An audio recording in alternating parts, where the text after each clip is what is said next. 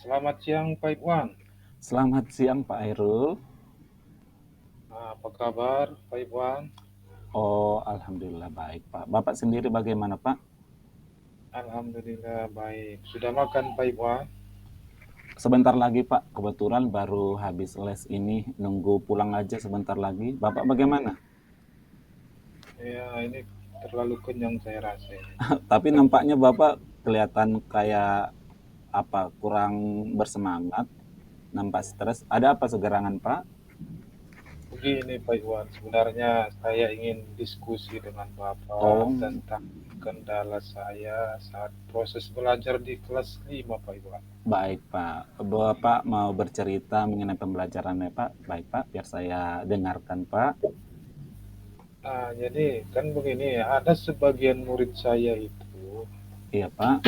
aktif saat proses pembelajaran dan sebagian lagi tidak aktif. Ini dalam artian saya katakan pasif begitu Pak Iwan. Iya Pak. Jadi apa yang Bapak rasakan saat ini dengan keadaan kelas Bapak? Ya sepertinya saya kesulitan memberikan motivasi agar siswa ini lebih aktif lagi Pak Iwan. Iya ya Pak ya. Apalagi di kelas itu jika suasana tidak hidup, murid merasa bosan ya Pak ya. Kita Ya, juga merasa ada yang salah dengan penerapan yang dilakukan. Adakah Pak Hairul begini, yang aktif itu beberapa siswa ya sebenarnya Pak? Berapa jumlah siswa Bapak semuanya? siswa saya berjumlah Iya Pak. 10 orang kan. Heeh. Yang aktif saya hitung ada 5 orang ya kan. Iya Pak. Yang tidak aktif ya 3 orang, buatlah 5 orang. Setengah-setengah gitu ya Pak ya. Iya, begitu. Jadi menurut Pak Hairul, apa yang Bapak harapkan dari obrolan kita ini, Pak? Ya, saya rasa saya ingin bagaimana cara supaya memotivasi begitu. Apakah Berarti solusi ya, Pak ya, supaya bisa memotivasi siswa kita aktif, gitu ya, Pak ya, ya.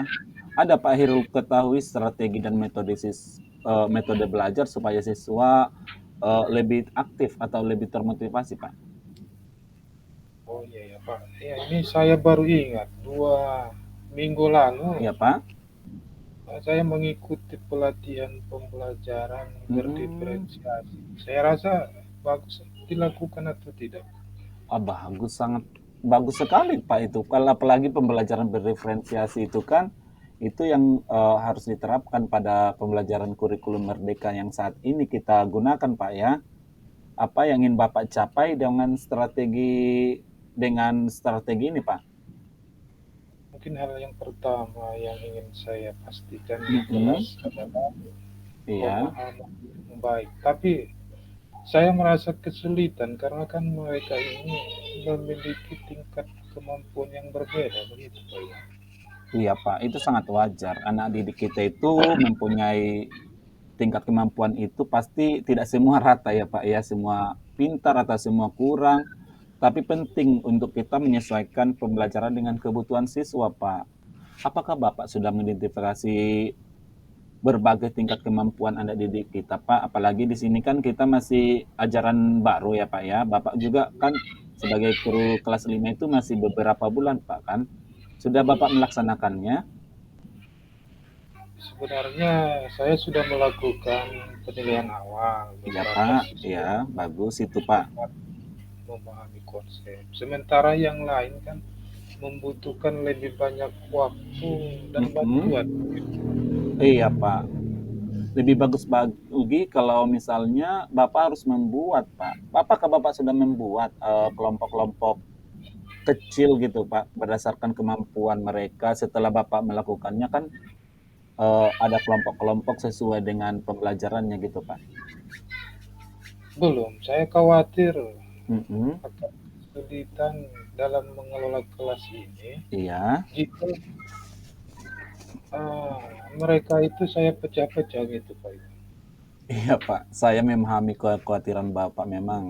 Kalau kita membuat kelompok pasti ada kegaduhan atau sisi positifnya. Tapi cobalah dulu Pak dengan satu kelompok atau dua kelompok terlebih dahulu, kelompok siswa yang mana yang lebih cepat atau yang mana yang kurang menangkap pembelajaran gitu Pak. Bisa meningkatkan mendapat dukungan lebih intensif dari teman-temannya yang sudah lebih paham gitu Pak. Apa pendapat Pak Hiro kalau seperti itu? Itu sih masuk akal, Pak Iwan. Saya bisa memberikan materi tambahan Iya, atau tugas proyek untuk kelompok yang lebih cepat. Begitu ya, Pak Iwan? iya Pak. Bisa seperti itu Pak. Bagus sekali. Bisa juga misalnya Bapak juga nanti mengarahkan anak didik, membantu teman sejawatnya seperti itu Pak. Selain itu, bagaimana penggunaan metode pengajaran Bapak seperti visual, audio, dan kinestetik? Sudahkah Bapak menerapkannya dalam pembelajaran? Sebenarnya saya lebih sering menggunakan metode ceramah, Pak Iwan. Oh, begitu ya Pak ya? Saya tahu mungkin harus mencoba metode Mm-mm. lain, tapi kadang-kadang saya merasa kesulitan, Pak Iwan. Iya ya Pak, karena metode ceramah ini sudah metode yang lama ya Pak ya. Apalagi Bapak sudah mendapat ilmu pas pelatihan pembelajaran diferensiasi kan Pak. Jadi cobalah Bapak mengintegrasikannya dalam pembelajaran-pembelajaran yang telah kita dapat dari pelatihan gitu Pak. Jangan lagi menggunakan metode-metode lama seperti ceramah karena sekarang sudah banyak metode-metode pembelajaran. Bapak bisa menggali atau melihat dari berbagai sumber metode-metode apa yang cocok dengan peserta didik Bapak seperti itu, Pak. Itu sebenarnya ide yang bagus ya, Pak Iwan. Saya juga bisa menggunakan alat bantu seperti poster ya, atau Iya, video untuk mendukung pemahaman mereka ya, Pak Iwan. betul sekali itu, Pak. Jangan lupa, Pak, untuk memberikan apa refleksi. Bapak juga sudah menggunakan refleksi dalam pembelajaran? Sudah saya, tapi Sudah. kadang merasa sulit memberikan umpan balik ini, Pak Iwan. Iya, Pak ya. Jadi rencana Bapak ke depannya bagaimana, Pak? Apa yang akan Bapak lakukan pada saat pembelajaran setelah kita berdiskusi, berbincang-bincang ini, Pak? Ya, rencana ke depan Mhm. menerapkan inilah pembelajaran berdiferensiasi mulai dari konten, Iya, Pak. proses, produk mungkin itu Ya, saya pikir-pikirlah dulu karena kan kelas 5 kalau buat proyek hasil dari produknya agak sulit apalagi mempresentasikan ya kan bagus itu. sekali, Pak. Bapak sudah merencanakan pembelajaran ke depannya dengan menggunakan pembelajaran berdiferensiasi ya, Pak, ya, supaya siswa makin aktif, sama dengan kawan-kawannya semuanya bisa aktif dalam pembelajaran seperti itu, Pak, ya. Ya, terima kasih Pak Iwan. Ini mungkin saya akan mulai proses pembelajaran diferensiasi di kelas dengan cara ini Pak Iwan. Iya, Pak, tepat sekali itu, Pak. Ajak mereka berbagi apa yang mereka pelajari, bagaimana mereka bisa meningkatkan diri.